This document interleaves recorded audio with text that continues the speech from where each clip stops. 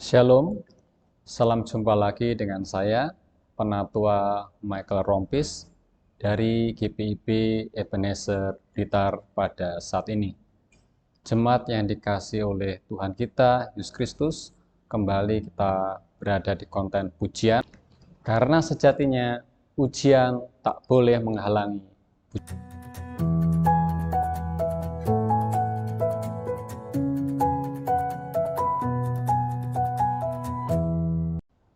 Bapak, Ibu, Saudara yang terkasih di dalam Tuhan kita, Yesus Kristus, pujian kita kali ini didasari oleh firman Tuhan yang diambil dari kitab Ester pasal 6, ayatnya yang pertama sampai dengan ayatnya yang ke-9.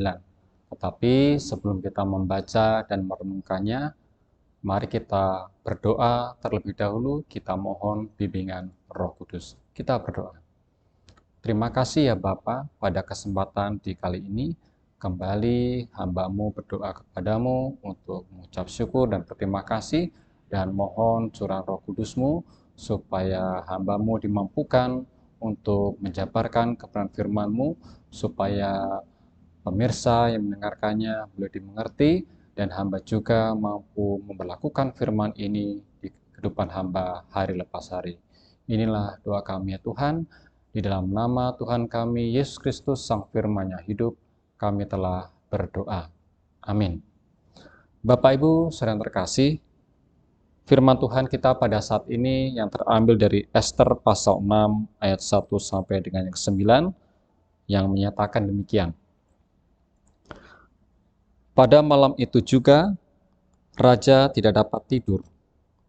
Maka bertitahlah baginda membawa kitab pencatatan sejarah, lalu dibacakan di hadapan raja. Dan di situ didapati suatu catatan tentang Mordekai yang pernah memberitahukan bahwa Bigtan dan Teres, dua orang sida-sida raja yang termasuk golongan penjaga pintu, telah berikhtiar membunuh Raja Ahasiweros. Maka bertanyalah raja, kehormatan dan kebesaran apakah yang dianugerahkan kepada Mordekai oleh sebab perkara itu? Jawab para biduanda raja yang bertugas pada baginda, kepadanya tidak dianugerahkan suatu apapun. Maka bertanyalah raja, siapakah itu yang ada di pelataran? Pada waktu itu Haman baru datang di pelataran luar istana raja untuk memberitahukan kepada baginda bahwa ia hendak menyulakan Mordekai pada tiang yang sudah didirikannya untuk dia. Lalu jawab para biduanda raja kepada baginda, itulah Haman, ia berdiri di pelataran. Maka titah raja, suruhlah dia masuk. Setelah Haman masuk, bertanyalah raja kepadanya, apakah yang harus dilakukan kepada orang yang raja berkenan menghormatinya? Kata Haman dalam hatinya, kepada siapa lagi raja berkenan menganugerahkan kehormatan lebih daripadaku? Oleh karena itu, jawab Haman kepada raja, mengenai orang yang raja berkenan menghormatinya, hendaklah diambil pakaian kerajaan yang biasa dipakai oleh raja sendiri, dan lagi kuda yang biasa dikendarai oleh raja sendiri, dan yang diberi mahkota kerajaan di kepalanya. Dan hendaklah diserahkan pakaian dan kuda itu ke tangan seorang dari antara para pembesar raja, orang-orang bangsawan, lalu hendaklah pakaian itu dikenakan kepada orang yang raja berkenan menghormatinya. Kemudian, hendaklah ia diarak dengan mengendarai kuda itu melalui lapangan kota, sedang orang berseru-seru di depannya. Beginilah dilakukan kepada orang yang raja berkenan menghormatinya. Demikianlah pembacaan Alkitab. Terpujilah Kristus. Haleluya. Bapak, Ibu, saudara yang terkasih di dalam Tuhan kita, Yesus Kristus, di dalam kitab Mazmur pasal 14 ayat 1 dikatakan, orang bebal berkata dalam hatinya, tidak ada Allah. Maka ia merasa yakin apa saja yang akan diperbuatnya pasti berhasil. Nah, demikian juga Haman. Haman sedang berjaya dan dia yakin kebinasaan umat Yahudi hanya menunggu waktu. Dia sudah memiliki rencana yang sempurna bagi kematian Mordekai. namun dia tidak tahu bahwa Allah yang pegang kendali. Bapak Ibu Saudara, kalau kita membaca sekilas kitab Esra ini sepertinya berkisah serba kebetulan. Kebetulan Ester terpilih menjadi ratu, menggantikan Wasti. Kebetulan juga identitas keyahudiannya belum terungkap oleh raja. Kemudian Mordekai kebetulan mendengar rencana pemberontakan dua sida-sida raja, sehingga ia berhasil mengagalkannya. Kemudian malam hari raja tidak bisa tidur, itu juga suatu kebetulan yang menyebabkan dia membaca kitab pencatatan sejarah dan membaca catatan mengenai jasa Mordekai tersebut, dan bahwa Mordekai belum menerima penghargaan atas jasanya tersebut. Tetapi di sisi lain, kalau kita melihat Bapak Ibu, Haman merasa sangat yakin bahwa yang pantas menerima penghargaan raja adalah dirinya sendiri, tidak ada yang lain. Maaf kalau boleh saya ralat, tadi yang saya maksud adalah kitab Ester ya Bapak Ibu ya. Jadi kitab Ester ini sekilas kalau kita membaca seolah-olah serba kebetulan, tetapi sebenarnya bukan kebetulan. Ada tangan Tuhan di balik semua itu. Apa yang terjadi kemudian sama sekali di luar pikiran Haman. Allah bertindak memutarbalikkan nasib.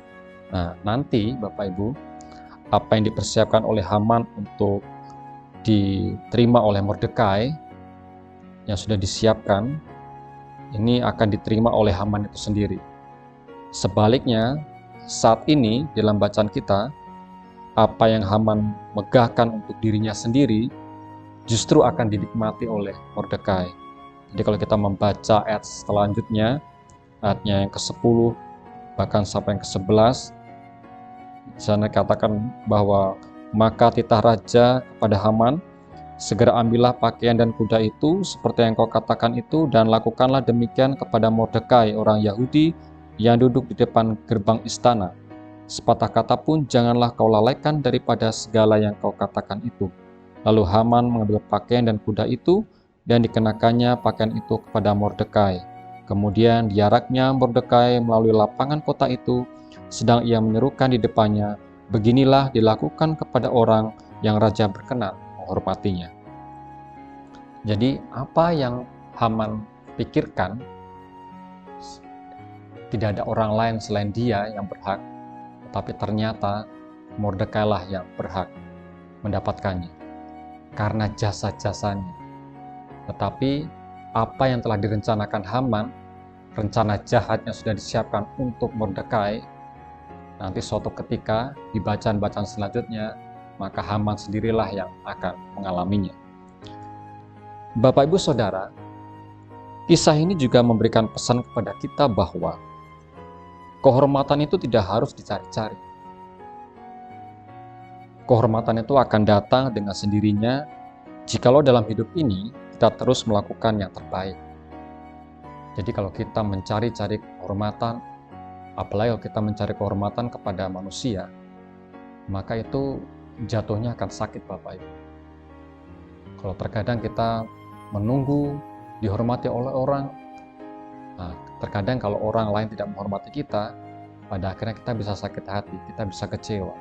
Tetapi kalau kita melakukan hal yang baik, maka itulah suatu kewajiban, harus keharusan bagi umat percaya.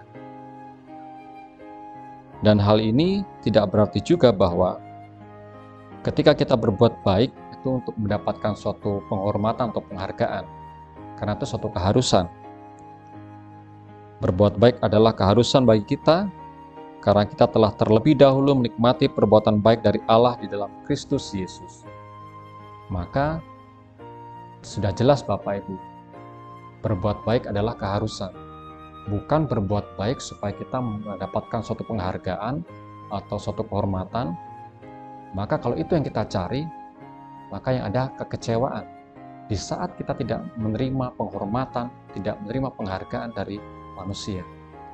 Tetapi ketika kita berbuat baik, karena kita sudah menyadari bahwa Tuhan telah berbuat baik terlebih dahulu kepada kita melalui Tuhan Yesus akan pengorbanannya, dan itu kita lakukan dalam kehidupan kita hari lepas hari dengan tulus, dengan ikhlas, maka penghargaan maupun penghormatan itu akan datang dengan sendirinya. Bapak, Ibu, Saudara, jasa baik seorang itu akan selalu dikenang, sekalipun orang tersebut sudah tidak ada lagi di dunia ini. Kalau kita ingat akan peribahasa, gajah mati meninggalkan gading harimau mati meninggalkan belang, dan manusia mati meninggalkan nama. Terkadang kita tahu bahwa kita akan tahu jasa-jasa orang tersebut, apapun perbuatan baik atau buruknya, setelah dia meninggal kita juga akan tahu. Tetapi alangkah baiknya jika di saat kita sudah tidak ada di dunia ini lagi, orang akan mengingat jasa-jasa baik kita. Apapun yang kita lakukan yang terbaik, bukan hanya untuk manusia, tetapi untuk kemuliaan nama Tuhan. Dan kita tidak akan rugi apa-apa. Jika kita tak berbuat baik, maka tidak ada satupun yang akan kita rugikan. Mungkin kita akan berpikir bahwa saya akan kehilangan materi, saya akan kehilangan sesuatu yang saya miliki. Tapi ingat Bapak Ibu, satu hal yang baik itu akan terus bertambah dalam kehidupan kita. Mungkin kita merasa ada yang kurang atau ada yang berkurang dalam hidup ini. Ada yang berkurang di dalam apa yang kita miliki. Tetapi Tuhan akan menambahkannya, akan menambahkan semuanya itu. Tanpa kita sadari, Tuhan akan memberikan kita berkat untuk kita pakai untuk membantu orang lain. Rasul Paulus pernah berkata, "Janganlah kita jemu-jemu berbuat baik, karena apabila sudah datang waktunya kita akan menuai jika kita tidak menjadi lemah." Galatia 6 ayat 9. Jadi, teruslah berbuat baik dengan tulus dan benar. Kita sudah berada di hari kedua bulan Juni tahun 2022, dan bulan Juni ini adalah bulan Pelkes. Di kalender GPIB, bulan Juni adalah bulan Pelkes. Jadi di dalam bulan Juni ini, sebenarnya tidak hanya bulan Juni. Kalau kita mau memaknai Pelkes, pelayanan dan kesaksian, kita terapkan di dalam kehidupan kita sebagai orang percaya atau sebagai gereja. Hari demi hari, bagaimana kita melayani sesama kita, melayani keluarga, melayani jemaat, melayani orang lain dimanapun kita berada, sebagai apapun kita, dan kita juga bersaksi dalam kehidupan kita dengan cara hidup kita yang baik di depan Tuhan. Kasih yang Tuhan terapkan, kasih yang Tuhan ajarkan, itu mampu kita teruskan kepada orang-orang yang membutuhkan di sekitar kita. Biarlah kiranya firman Tuhan menguatkan kita pada saat ini, baik Bapak, Ibu, Saudara, dan saya, dan Roh Kudus memohon kita untuk terus melakukan hal yang baik.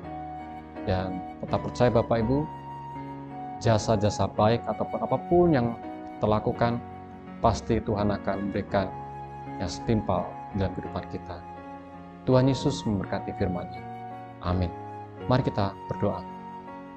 Terima kasih Tuhan, pada kesempatan ini kami bersyukur karena Tuhan telah mengingatkan kami melalui pembacaan firman Tuhan pada saat ini. Biarlah kiranya kami terus untuk berbuat baik, karena berbuat baik itu adalah keharusan bagi kami umat percaya.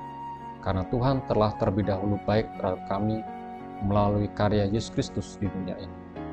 Ya Tuhan, jauhkanlah kami daripada godaan, jauhkanlah kami daripada rencana yang jahat, supaya kami senantiasa selalu berpikir positif dan selalu minta pertolongan daripada Tuhan, kekuatan daripada Tuhan, selalu merancangkan hal-hal yang baik. Biarlah kiranya kami dimampukan untuk meneladani firman-Mu, dan dimanapun kami berada, kami menjadi berkat bagi semua orang. Inilah doa kami Tuhan, ampuni segala dosa dan kesalahan kami. Hanya di dalam nama Tuhan kami Yesus Kristus kami telah berdoa kepada Bapa di surga. Amin. Terima kasih Bapak, Ibu, Saudara, kiranya tetap sehat selalu, dan jangan lupa tetap tonton konten pujian ini. Dan bagi Bapak Ibu yang baru melihat, jangan lupa ya di subscribe, di like, Dan kiranya biarlah jerih, lelah teman-teman kami tim multimedia ini semakin bersemangat untuk bekerja. Kiranya Tuhan Yesus memberkati firman-Nya. Amin.